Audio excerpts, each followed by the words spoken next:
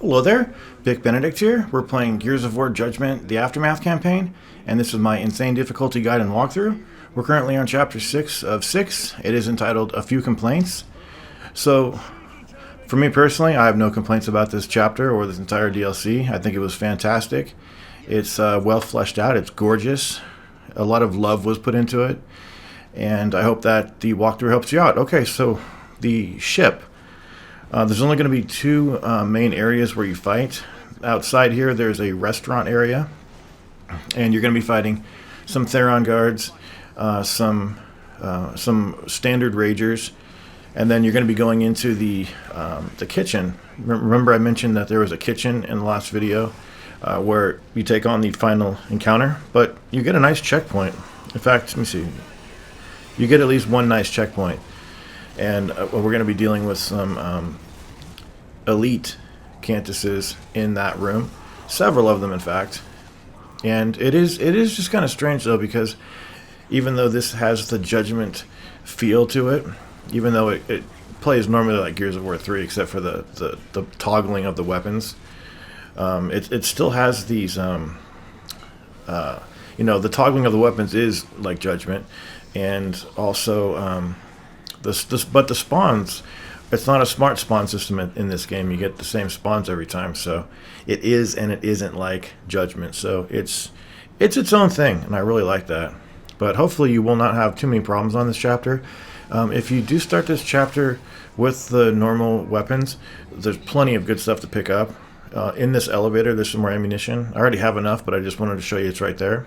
And then this is the second to last checkpoint over here. The quickest way to kill these elite Cantuses is, if you've played Gears of War 3, you know how it works, but when they shout and that red glow comes out of their mouth in that scream, if you hit them with the torque bow perfectly, you'll instantly kill them. So I did this until I at least got one of them in that manner so that you can see how that works. I don't think you can do it any other way. But they are pretty shifty normally, but they always will do that shout when you're facing them, and they will stand still when you are doing it. So there we go. We instantly killed him, and now we just got another Theron down the way. There are torque bow enemies in here, so you got to be careful about that. Therons with lancers too. And then in this room, you are going to be pulling 3 gas valves. There is one that's a water valve, so you don't need to pull that, obviously. But when you do pull the first one, you're going to get yourself a checkpoint. And then the spawn can happen 2 ways over here. And again, it's kind of strange the way it works. But if you don't come over to this side, what's going to happen is Ragers are going to spawn out of that hole to my left.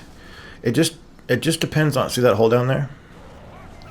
It just depends on what side of the room you're on and what area that you're looking at, basically. So if you are over here first and you get the spawn on the other side, count on Ragers and everybody to jump out of the hole secondly.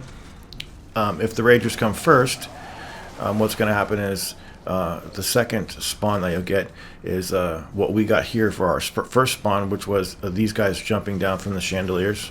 So there's about 2 to 3 elite Cantuses, and it is a compact room. It's a challenging room, so I know that the Ragers are going to spawn up here, so I'm going to try to kill them as they're coming up.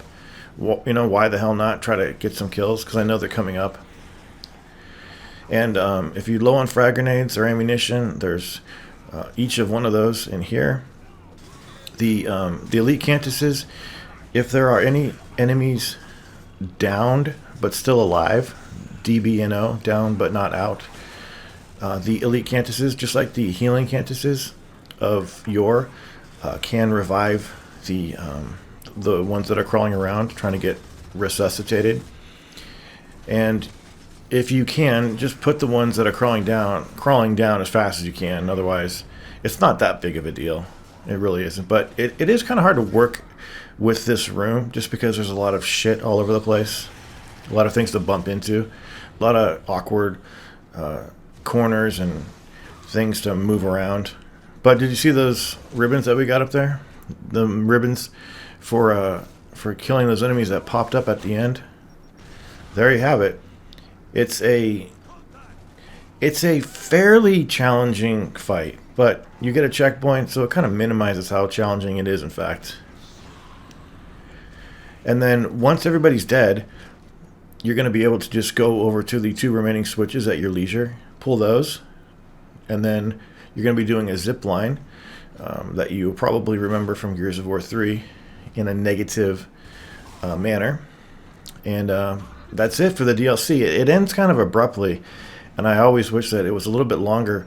But I'm telling you, downloadable content like this is not something you ever receive, at least not these days. So I'm not sure what I will be covering next. I do have a PS5 now, so I'm looking to get some of the Uncharted games recovered. The ones that were remastered, the Legacy of Thieves collection. So I'm not too sure how fast that will come. Although, don't worry too much if the content is not as always immediate on my channel, because what I think about is the longer it takes for content to be made, the more quality it will be in the long run. So fast equals sloppy to me, long equals quality. So on these, you just need to shoot the rails that are on your line, and then that's it for the DLC. I don't remember if you get a trophy or an achievement for this. I honestly don't, but you can check that out for yourself, and I will see you on my next project. It was a pleasure guiding you through the Aftermath campaign. It was also a pleasure doing that behemoth of a judgment guide on Insane. And as I say, I will see you on my next project. And again, please take care.